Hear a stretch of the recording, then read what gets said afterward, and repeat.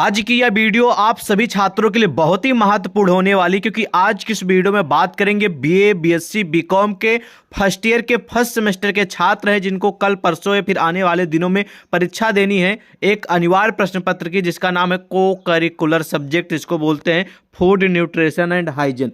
Food nutrition and hygiene एक अनिवार्य प्रश्न पत्र है बीए फर्स्ट सेमेस्टर में, ठीक है, जिसकी परीक्षा आप सभी छात्रों को देनी ही देनी, एक तरीके से एक कंपलसरी सब्जेक्ट होता है। और इसकी जो परीक्षा है वो ऑब्जेक्टिव बेस पे होती है, यानी कि बहुविकल्पीय प्रश्न आते हैं, एक क्वेश्चन रहता है, 4 ऑप्शन रहते हैं, जो सही रहता है फिर आपको टिक करना होता है, ठीक है। तो चलिए वीडियो को शुरू करते हैं। और आपकी जानकारी के लिए बता दीजिए, अनिवार्य प्रश्न पत्र जिसका नाम है फूड न्यूट्रिशन एंड हाइजीन, ठीक है, ये आप सभी के लिए एक तरीके से महासंग्राम वीडियो होने वाली, क्योंकि हम आपको कुछ क्वेश्चन बताएंगे और उसका उत्तर बताएंगे, और साथ साथ में एक 800 क्वेश्चन आंसर वाली पीडीएफ भी हम आपको देंगे, जिसमें से लगभग प्रश्न आएंगे।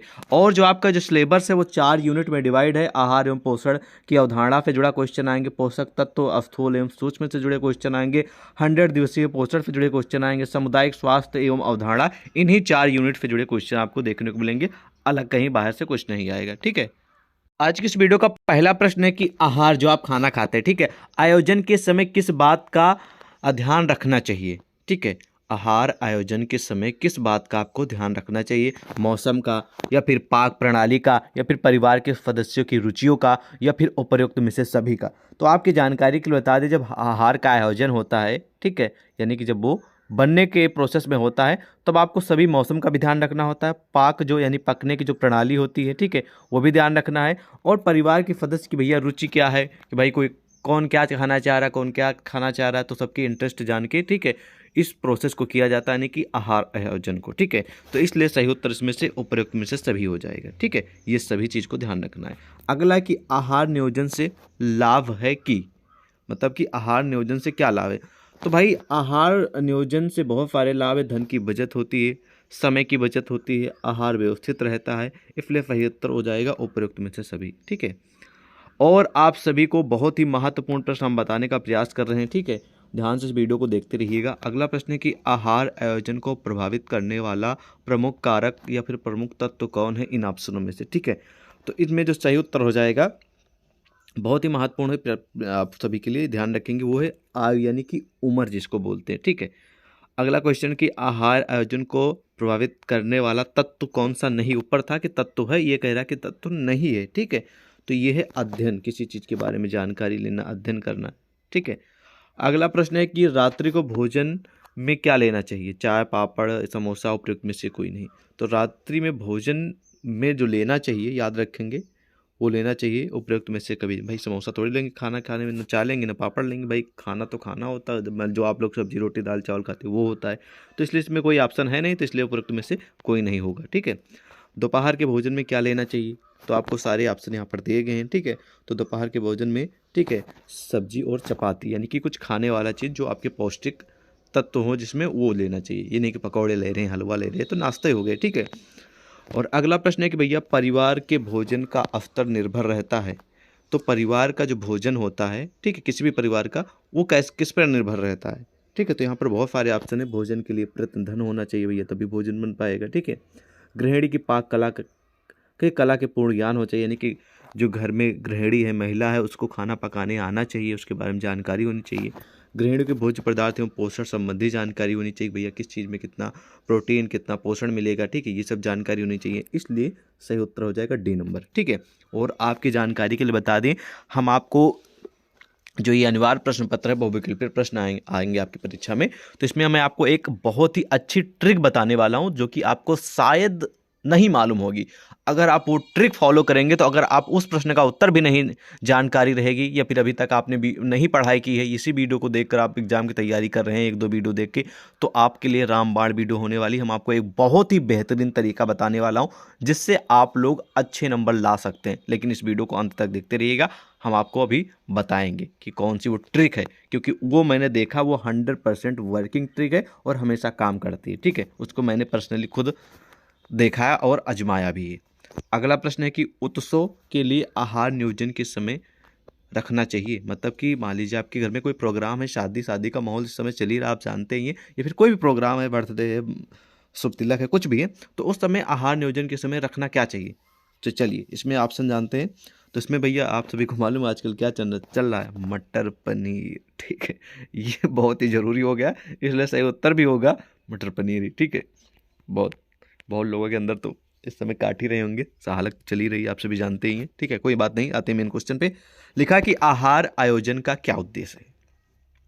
तो भाई आप जो खाते हैं, जो आप खाना लेते हैं, उसका जो उद्देश्य है वो मितव्ययता तथा साधनों का सदुपयोग, परिवार को पौष्टिक एवं संतुलित आहार प्रदान करना, यही होता है आहार आयोजन। मतलब कि आहार की स्टार्टिंग या बोल सकते हैं, ठीक है, आयोजन प्रबंध करना, ये सब होता है। इसलिए सही उत्तर हो जाएगा ए और बी दोनों, क्योंकि ये दोनों ऑप्शन सही है, पहला दूसरा भी।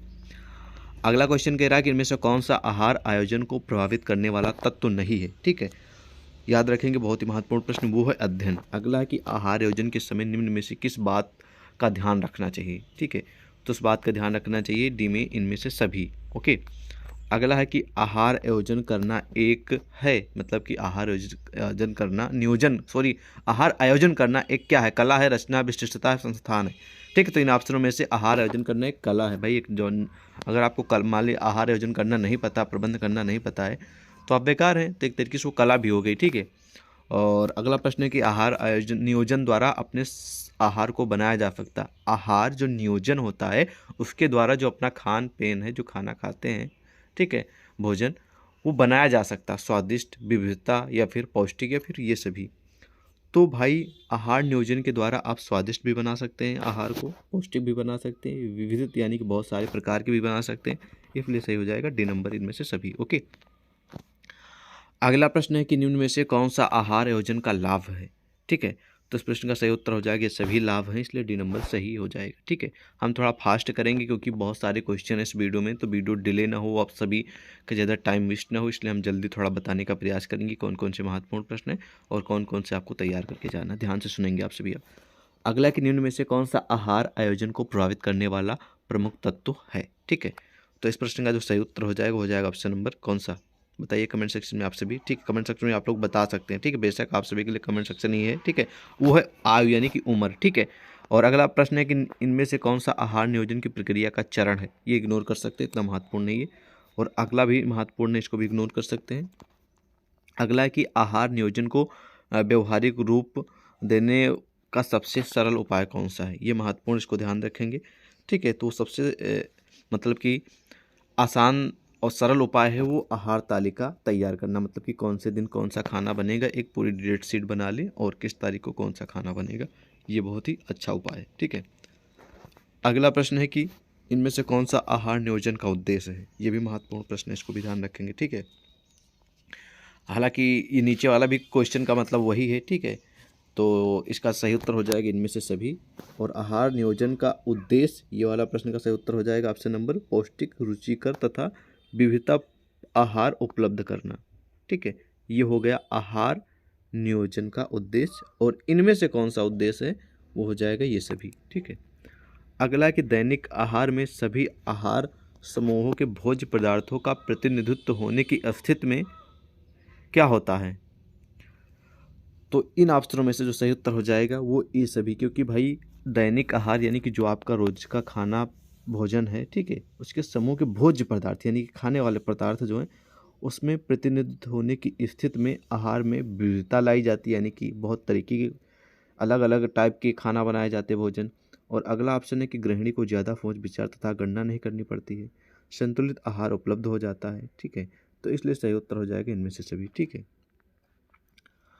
अगर अगला प्रश्न है कि संतुलित एवं पौष्टिक आहार के लिए आवश्यक है, बहुत ही महत्वपूर्ण प्रश्न, याद रखेंगे आहार नियोजन बहुत ही आवश्यक है, ठीक है, एक पौष्टिक भोजन के लिए या फिर आहार के लिए। अगला है कि आहार में विभिन्नता लाने का अर्थ क्या है, ये इतना महत्वपूर्ण, इग्नोर कर सकते। आहार नियोजन का मुख्य उद्देश्य याद रखेंगे, ये महत्वपूर्ण प्रश्न है, ठीक है, वो है संतुलित आहार का आयोजन करना, यही है आहार नियोजन का अर्थ, ठीक है। और आहार नियोजन करते समय ध्यान रखने योग्य महत्वपूर्ण जो फैक्ट हैं, तथ्य हैं, वो ध्यान रखना है, ठीक है। तो आपको व्यक्ति की रुचि भी ध्यान रखना, बजट भी ध्यान रखना, समय तथा भोजन की मात्रा भी ध्यान रखना है, इसलिए उत्तर हो जाएगा सभी। ठीक है, क्योंकि भाई आपको पैसे भी ज़रूरत है कि भाई हमारे पास पैसे कम है, हम अच्छा खाना कैसे, मतलब कि बजट का भी ध्यान रखना कि भाई इस हिसाब से चलिए, ताकि हमारा जो भोजन है, जो हमारी सब्जी है, जो हमारा खाना है, वो अच्छे से ज़्यादा दिन तक चलता रहे। मतलब कि पैसे, हर चीज़ तो पैसे से मिलती है, ठीक है ना। तो बजट आपको बनाना पड़ेगा, और व्यक्ति की रुचि क्या है, ये नहीं कि आपने कुछ भी बना दिया, वो इंसान को पसंद ही नहीं तो क्या फ़ायदा, उसकी इंटरेस्ट भी जानना जरूरी है। और एक समय निर्धारित करके उसी में सीमित मात्रा में और सीमित समय में एक भोजन तैयार करना। ठीक है, तो ये महत्वपूर्ण प्रश्न है। अगला प्रश्न है कि भोजन के सातों भोज्य समूह के भोज्य पदार्थ की मात्रा इस प्रकार लेनी चाहिए कि समस्त पौष्टिक तत्व होते हैं उन भोज्य पदार्थों द्वारा उपयुक्त मात्रा में भोजन में सम्मिलित या फिर इंक्लूड किए जाएं। तो इसे क्या कहते हैं, इस प्रोसेस को याद रखेंगे। इस प्रोसेस को कहेंगे आहार नियोजन। निम्न में से कौन सा आहार नियोजन को प्रभावित करता है? तो आहार को नियोजन को प्रभावित करने वाले जो हैं वो है परिवार के सदस्य की संख्या, परिवार की संरचना, परिवार के सदस्य की रुचि। इसलिए सही उत्तर हो जाएगा डी नंबर उपयुक्त में से सभी। ठीक है, अगला प्रश्न प्रस्तुत है कि इनमें से कौन सा आहार नियोजन का सिद्धांत है? ये भी महत्वपूर्ण प्रश्न है। ठीक है, तो आहार नियोजन का जो सिद्धांत है वो समय की बचत करना, ठीक है, परिवार के सदस्य की रुचि, आहार का समय निश्चित हो, इसलिए उपयुक्त में से सभी हो जाएगा। ठीक है, सही उत्तर। अगला है कि दूध से बने पदार्थ कौन कौन से हैं?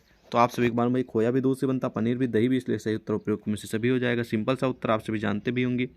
अगला है कि द्वितीय समूह में पदार्थ आते हैं। द्वितीय समूह में कौन कौन से पदार्थ आते हैं? तो उसमें आते हैं मांस और मछली आते हैं, याद रखेंगे। षष्ठ समूह के पदार्थ आते हैं। ठीक है, तो षष्ठ समूह में जो पदार्थ आते हैं उनका नाम है उपयुक्त में से सभी। कोई ब्रेड भी आता है, रोटी भी आता है, आटा भी आता है। ठीक है, अगला है कि खाद्य पदार्थ के समूह यानी खाने वाले पदार्थ के समूह कितने हैं? ठीक है, यहाँ पर ऑप्शन दिए गए हैं, इनमें जो सही उत्तर हो जाएगा वो हो जाएगा 7। ठीक है, ये इस बात को ध्यान रखेंगे, खाद्य पदार्थ के समूह टोटल 7 हैं। उन्हीं के अंदर फर्स्ट समूह, द्वितीय समूह, तृतीय समूह, षष्ठ, ठीक है, पंचम, षष्ठ और सप्तम समूह बनाए गए। जैसे कि एग्जाम्पल के लिए यहाँ पर जैसे दिया गया द्वितीय समूह, ये इसी माह का है। ठीक है, खाद्य पदार्थ के समूह 7 होते हैं, जिसमें से ये द्वितीय है और ये छठा नंबर का है। ठीक है, और अगला प्रश्न है कि हमें सबसे शीघ्र ऊर्जा मिलती है, किस चीज़ से सबसे जल्दी आपको ऊर्जा मिल जाएगी? ठीक है, तो याद रखेंगे, बहुत ही महत्वपूर्ण प्रश्न है। हमें सबसे ज़्यादा जो ऊर्जा सबसे शीघ्र मिलती है वो ग्लूकोज से मिलती है। आप सभी को मालूम है, जो डॉक्टर है तुरंत आपको ग्लूकोज लगा नहीं देते हैं, वो बोतल वाला। ठीक है, क्योंकि सबसे ज़्यादा वहाँ से शीघ्र ऊर्जा मिल जाती है। अगला है कि सब्जी भाजी किन भोज्य पदार्थों की श्रेणी में आते हैं? जो खाना, जो आपका भोजन होता है, सब्जी भाजी, ठीक है, सब्जियाँ, ये किस भोज्य पदार्थ की श्रेणी में आते हैं? बहुत ही महत्वपूर्ण प्रश्न है। ये सब आते हैं रक्षात्मक श्रेणी में। इनमें से कौन सा आहार संपूर्ण है? ठीक है, बहुत ही महत्वपूर्ण प्रश्न है। इसमें जो संपूर्ण आहार है उसको इन ऑप्शनों में से देखिए, हालांकि अगर इस तरह प्रश्न है, इस तरह ऑप्शन रहेंगे तो वहाँ पर दूध आपको सिलेक्ट करना है। ठीक है, ऑप्शन के ऊपर डिपेंड करता है क्वेश्चन का उत्तर, इस बात को ध्यान रखेंगे। अगला है कि भोजन में ऊर्जा का साधन क्या है? तो भोजन में ऊर्जा का जो साधन है वो है कार्बोहाइड्रेट। ये बहुत ही महत्वपूर्ण प्रश्न, याद रखेंगे। ठीक है, अगला प्रश्न भैया आप सभी के प्रस्तुत है कि भारतीय स्वास्थ्य संगठन ICMR ने समस्त पोषक तत्वों की सुचारू पूर्ति के लिए भोज्य पदार्थों के समूह कितने निर्धारित किए हैं? तो ये भी हाई लेवल का क्वेश्चन है। ये ICMR, ठीक है, ने समस्त पोषक तत्वों की सुचारू पूर्ति के लिए भोज्य पदार्थ के जो समूह निर्धारित किए हैं वो 5 किए हैं। ठीक है, हालांकि वैसे 7 होते हैं। ठीक है, और इस कंपनी ने या फिर इस संगठन ऑर्गेनाइजेशन ने 5 ही माने हैं। ठीक है, अगला प्रश्न है कि कौन सा विटामिन जल में घुलनशील है? आप सभी अच्छे से जानते हैं कौन सा विटामिन जल में घुल जाता है, कोई ज़्यादा एक्सप्लेन करने की आवश्यकता नहीं, आप समझदार भी हैं और काफ़ी एक्सपर्ट भी हैं। तो चलिए, इन ऑप्शनों में से जो सही उत्तर हो जाएगा, ऑप्शन नंबर कौन सा हो जाएगा? ऑप्शन नंबर हो जाएगा ए नंबर, क्योंकि विटामिन सी एक घुलनशील है जो कि जल में। ठीक है, अगला है कि अनाज के जो अंकुर यानी कि जो छोटे छोटे ऊपर नहीं निकल आते, ठीक है, अनाज जैसे गेहूँ आप बोए जाते हैं तो थोड़े थोड़े ऊपर हल्का हल्का मतलब कि हरे कलर का नहीं हो जाता, अंकुर जिसको बोलते हैं, चना में अंकुरित हो जाता है, उसमें थोड़े थोड़े वो निकल आते हैं। ठीक है, तो अनाज के अंकुर में भोजन का कौन सा तत्व पाया जाता है? ठीक है, तो इस प्रश्न का सही उत्तर हो जाएगा, उसमें पाया जाता है, याद रखेंगे, विटामिन बी। विटामिन ए की कमी से कौन सा रोग हो जाता है? जैसे कि आपके शरीर में मान लीजिए विटामिन ए की कमी है, ठीक है, तो उससे कौन सा रोग होता है? ठीक है, याद रखेंगे, उससे जो रोग होता है, आप सभी के लिए बहुत ही महत्वपूर्ण प्रश्न है, कमेंट में आप बताइए। ठीक है, तो सही उत्तर हो जाएगा रतौंधी। ठीक है, जिसको इंग्लिश में बोलते हैं, ठीक है, नाइट ब्लाइंडनेस। ठीक है, यानी कि जब रात में आपको मतलब एक तरीके से बोलते हैं रतौंधी, मतलब कि रात में बहुत ऐसा हो जाता है कि कम दिखने लगता है। ठीक है, तो कभी कभी ये लक्षण दिन में भी दिखाई देता है, थोड़ा अगर अंधेरा है तो धुंधला है तो आपको बहुत ही अच्छे तरीके से नहीं दिखेगा। तो अगर आपको बोलते नहीं कि डॉक्टर बोलते नहीं कि आपको रतौंधी हो गई है, तो आप समझ जाइएगा कि आपके अंदर विटामिन ए की कमी है, तभी आपको ये रोग हुआ है। या फिर ऐसे हो सकता है कि कोई बोल दे विटामिन ए की कमी है, तो आप समझ जाइएगा कि रतौंधी मेन लक्षण है विटामिन ए का। ठीक है, तो चलिए अगले क्वेश्चन की ओर बढ़ते हैं। अगला प्रश्न है कि भैया विटामिन सी पाया जाता है किस में पाया जाता है? तो विटामिन सी जो सबसे अधिक पाया जाता है इन ऑप्शनों में से, याद रखेंगे, वो आंवले में पाया जाता है। ठीक है, किसमें? आंवले में। आयोडीन यानी नमक की कमी से कौन सा रोग होता है? आप सभी जानते हैं कि घेंगा होता है, जो कि गले के पास होता है। ठीक है, ओके। अगला प्रश्न, एक वसा में घुलनशील विटामिन क्या है? तो वसा में कौन सा विटामिन है जो घुल जाता है? ठीक है, तो वो है विटामिन ए। ठीक है, अगला कि विटामिन ए सर्वाधिक आवश्यक है। विटामिन ए जो है वो सबसे ज़्यादा किस चीज़ के लिए आवश्यक होता है? इन ऑप्शनों में से इस बात को ध्यान रखेंगे। वो आँखों के लिए होता है, जैसे आपने बताया भैया आँखों में तो रतौंधी होती है ना, तो ये सबसे ज़रूरी आँखों के लिए होता है विटामिन ए। अगला प्रश्न है कि किस विटामिन की कमी के कारण शरीर में रक्त बहने की दशा में थक्का बनने की क्रिया मंद हो जाती है? ठीक है, बहुत ही महत्वपूर्ण प्रश्न है, याद रखेंगे। मंद मतलब कि कम हो जाती है, एकदम से मतलब कि स्लो हो जाती है एक तरीके से। ठीक है, तो इस प्रश्न का सही उत्तर हो जाएगा ऑप्शन नंबर विटामिन के। ठीक है, इस क्वेश्चन को आपको जर्नल नॉलेज मिल रही है। ठीक है, जर्नल नॉलेज का मतलब ये हो गया आपको दैनिक जीवन में जो आप नहीं जानते हैं उनकी जानकारी मिल रही है। ये आपकी परीक्षा के लिए तो महत्वपूर्ण है ही क्वेश्चन, लेकिन ये आप सभी के जर्नली नॉलेज के लिए वैसे भी आपको आना चाहिए कि कौन से विटामिन से कौन सा कमी से कौन सा रोग होता है, कौन सा रोग होने पर कौन से विटामिन की कमी होती है, और बेसिक जानकारी आपको मिल रही है, तो इससे बेटर क्या है। ठीक है, इसलिए गवर्नमेंट ने ये जो अनिवार्य प्रश्न पत्र है इसीलिए लागू किया है, ताकि जो बच्चा है, जो भी स्टूडेंट है, वो सब्जेक्ट तो है वो तो पढ़ता है, उसके अलावा कुछ अन्य भी जानकारी जर्नली जो है वो होनी चाहिए। इसलिए हर सेमेस्टर में हर एक अनिवार्य प्रश्न पत्र लॉन्च किया गया है। और अगला प्रश्न प्रस्तुत है कि रेकटी रोजरी किस रोग का लक्षण है? रेकटी रोजरी एक प्रकार का रोग होता है। ठीक है, और इसका जब मतलब कि कैसे दिखता है कि हाँ भाई ये रोग हो गया, तो वो अस्थि जो होती है वो विकृत होने की ये लक्षण है। ठीक है, तब आपको पता चलेगा कि भाई आपको रेकटी रोजरी जो है रोग वो हो रहा है। ठीक है, अगला है कि विटामिन सी की कमी से कौन सा रोग होता है? तो विटामिन सी की कमी से जो रोग होता है, बहुत ही महत्वपूर्ण प्रश्न है, याद रखेंगे, विटामिन सी की कमी से होता है। ठीक है, स्कर्वी। ठीक है, और नेक्स्ट क्वेश्चन है कि कार्बोहाइड्रेट किन तत्व से मिलकर बना होता है? बहुत ही महत्वपूर्ण प्रश्न ये भी है। ये कार्बन डाइऑक्साइड तथा ऑक्सीजन से मिलकर बना होता है कार्बोहाइड्रेट, ध्यान रखेंगे। सुक्रोज की प्राप्ति का साधन कौन सा है? तो सुक्रोज प्राप्त करने का मुख्य साधन है, बहुत ही महत्वपूर्ण प्रश्न है, याद रखेंगे आप सभी के एग्जाम के लिए, वो है चुकंदर और गन्ना और पके हुए फल, सूखे मेवे, इनसे सुक्रोज की प्राप्त होती है। ठीक है, अगला प्रश्न है कि कार्बोहाइड्रेट के संगठन का निम्न में से कौन सा अंग नहीं है? तो याद रखेंगे, प्रश्न का सही उत्तर हो जाएगा ऑप्शन नंबर, बहुत ही महत्वपूर्ण है, नाइट्रोजन। ठीक है, अगला कि स्टार्च की प्राप्ति का साधन कौन सा है इन ऑप्शनों में? तो स्टार्च का जो सबसे ज़्यादा मिलता है वो जड़ और बीजों से मिलता है, इसलिए सही उत्तर हो जाएगा कौन सा? B number. पेड़ पौधे हरे पत्तों में एक विशेष पदार्थ पाया जाता है, जिसे क्या कहते हैं? तो आप सभी को मालूम होता है जो पेड़ पौधे होते हैं जिनमें हरे पत्ते होते हैं, उनमें एक चीज़ पाई जाती है जिसको बोला जाता है क्लोरोफिल। ठीक है, क्लोरोफिल के कारण ही पत्ते जो है ना वो हरे रहते हैं। सी नंबर सही उत्तर होगा। अगला कि वह कौन सी शर्करा है जिसका मनुष्य शरीर में पोषण के रूप में कोई महत्व नहीं है? ठीक है, मतलब कि उसका महत्व है ही नहीं। तो इन ऑप्शनों में से जो सही उत्तर हो जाएगा वो जाएगा ऑप्शन नंबर बी। ठीक है, सेल्यूलोज।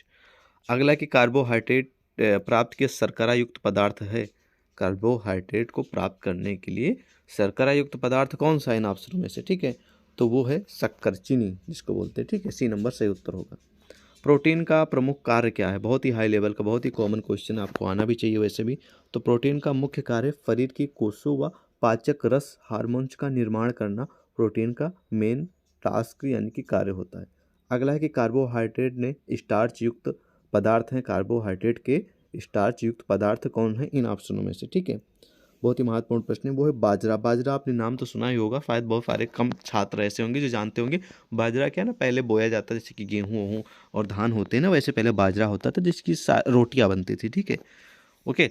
अगला है कि दोहरी शर्करा कहते हैं। दोहरी शर्करा इतना महत्वपूर्ण नहीं, इग्नोर करेंगे। अगला है कि सामान्य तौर पर रक्त में ग्लूकोज की कितनी मात्रा होनी चाहिए? बहुत ही महत्वपूर्ण प्रश्न है, याद रखेंगे।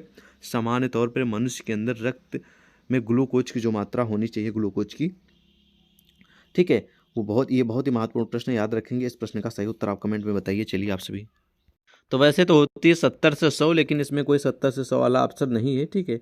इसलिए अगर यही आप देखिए, अगर 70 से 100 वाला ऑप्शन मिलेगा ये प्रश्न पर, ठीक है, तो आप 70 से 100 लगाएंगे, लेकिन इस प्रश्न में 70 और 100 है ही नहीं, तो आपको वहाँ पर सिलेक्ट कर देना है 80 से 100, ठीक है, ठीक है, 80 से 100। सामान्य तौर पर रक्त में ग्लूकोज की मात्रा 70 से 100, ठीक है, mg प्रति ml होती है, ठीक है। अगला है कि इनमें से कौन सा कार्बोहाइड्रेट का अच्छा स्रोत है, कार्बोहाइड्रेट का सबसे अच्छा स्रोत है इन ऑप्शनों में से, ठीक है, वो है फल, अनाज, सब्जियां, दूध में अच्छी खाफा मतलब कार्बोहाइड्रेट की मात्रा पाई जाती है। अगला है कि इनमें से कौन सा शरीर के लिए कार्बोहाइड्रेट का प्रमुख कार्य है, ठीक है, तो वह शरीर को ऊर्जा प्रदान करना, ये है इसका प्रमुख कार्य। वनस्पतियों में विद्यमान क्लोरोफिल से कार्बोहाइड्रेट का निर्माण किस क्रिया द्वारा होता है, ठीक है, तो उस क्रिया का नाम है प्रकाश संश्लेषण द्वारा, यानी कि प्रकाश जब उस पर लगता है या फिर प्रकाश जब उस पर जाता है तब ये इसका निर्माण होता है, ठीक है। तो प्रकाश जरूरी है हर इंसान के लिए और हर पेड़ पौधों के लिए, ठीक है, यानी कि सभी चीज़ के लिए। अगला कि इनमें से कौन सा कार्बोहाइड्रेट का वर्ग है, तो इतना महत्वपूर्ण है, इसे इग्नोर कर सकते हैं। बचे हुए कार्बोहाइड्रेट का अवशोषण शरीर के किस अंग में जाता है, ठीक है, तो इस बात को ध्यान रखेंगे, महत्वपूर्ण प्रश्न है। वो जाता है छोटी आंत में। कहाँ पर? छोटी आंत जो होती है, छोटी बड़ी आंत सुना होगा ना, तो उसमें छोटी आंत में जाता है, ठीक है। ये अगला कि इनमें से किसे कार्बोहाइड्रेट की सरलतम इकाई माना जाता है, सबसे सरलतम इकाई, ठीक है, तो याद रखेंगे उसको माना जाता है मोनोसैको, ठीक है, सैकोराइड्स को, ठीक है। निम्न में से कौन सा आहार कार्बोहाइड्रेट की अधिकता का परिणाम है, तो याद रखेंगे, बहुत ही महत्वपूर्ण प्रश्न है भी आप सभी के एग्जाम के लिए, वो है इनमें से सभी, ठीक है। इसी तरह अगला प्रश्न भी है यहाँ पर, वसा किससे बनता है, इस बात को ध्यान रखेंगे, जो वसा है वो कार्बन, ठीक है, कार्बन और हाइड्रोजन और ऑक्सीजन से बनता है, ठीक है। और वसा शरीर में किस रूप में जमा रहता है, ये भी महत्वपूर्ण प्रश्न है, तो ये जमा रहता है, ठीक है, एडिपोज टिश्यू के नीचे फैटी एसिड तथा गिल्फरीन में, ठीक है। और अगला प्रश्न है जो कि महत्वपूर्ण प्रश्न हम आपको बता रहे हैं, अगला कि प्रोटीन नाम सर्वप्रथम किस वैज्ञानिक द्वारा प्रस्तुत किया गया था, बहुत ही महत्वपूर्ण प्रश्न याद रखेंगे। प्रस्तुत किया गया था मुल्डर के द्वारा। मुल्डर एक प्रमुख विद्वान और वैज्ञानिक है, इन्हीं के द्वारा सबसे पहले प्रोटीन जो नाम है वो प्रस्तावित किया गया था। बहुत ही कॉमन क्वेश्चन याद रखेंगे, प्राणी जगत से प्राप्त भोज्य पदार्थ से प्राप्त होने वाले प्रोटीन को क्या कहते हैं, ठीक है, तो उसको कहते हैं प्राणित प्रोटीन। अगला निम्न में से प्रोटीन का आवश्यक अवयव कौन सा है, ठीक है, याद रखेंगे निम्न में से जो प्रोटीन का आवश्यक जो अवयव है वो है हाइड्रोजन, कार्बन और नाइट्रोजन, इसलिए सही उत्तर डी नंबर हो जाएगा, इसमें से सभी या फिर उपरोक्त में से सभी।